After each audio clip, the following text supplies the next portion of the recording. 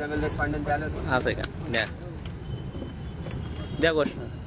कंत्राटी कामगार एकजुटीचा, कंत्राटी कामगार एकजुटीचा, हम सब एक है, हम सब एक है.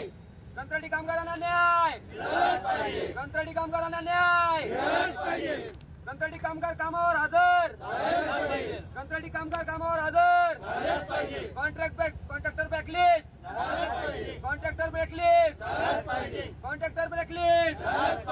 हम सब एक है, हम सब एक है. काय सांगाल तुम्ही? आज 7 दिवस तुमच्या आंदोलनाला झालेले आहे. प्रशासन काय या गोष्टीकडे लक्ष देत आहे का नाही देत आहे? काय मागण्या आहे तुमच्या नेमक्या? आमच्या मागण्या अशा आहे की जुन्या अनुभवी कंत्राटी कामगारांना गेल्या 1-1.5 वर्ष झाले कामावून कमी केलेलं आहे.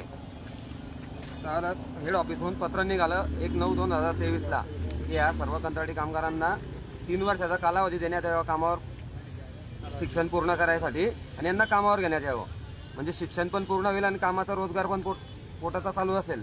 हे हेड ऑफिसने यांना सर्व सर्कलांना पत्र दिलेलं आहे मंडळांना. तरी पण इथले कॉन्ट्रॅक्टर आणि प्रशासनाचे अधिकारी त्या हेड ऑफिसच्या पत्राला केराच्या टोपले म्हणून असं समजतायत आणि कंत्राटी कामगारांवर अन्याय करत चालले आहेत. कॉन्ट्रॅक्टर हा फक्त पैशांच्या मागणीवरच थांब बसलेला आहे आणि जुन्या अनुभवी कंत्राटी कामगारांना कामावर घेत नाहीये. नवीन मुलांचा ऍक्सिडेंट होतोय. जे विना अनुभवी कंत्राटी कामगार आहेत त्यांना कामावर यांनी लावले आहेत. त्या चोपडा तालुक्यात एका मुलाचा जीव गेला, 2 मुलं गंभीर जखमी झालेत. तेव्हा प्रशासन कुठे होतं?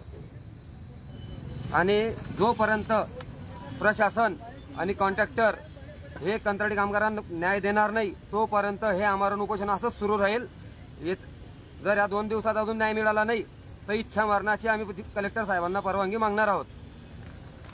जिल्हाधिकाऱ्यांकडे गेलो होते तर त्यांनी काय सांगितलं? जिल्हाधिकारी साहेबांकडे आम्ही गेलो नाहीये. आम्ही उद्या जाणार आहे जिल्हाधिकारी साहेबांना. कामगार एकजुटीचा, हम सब एक है, हम सब एक है.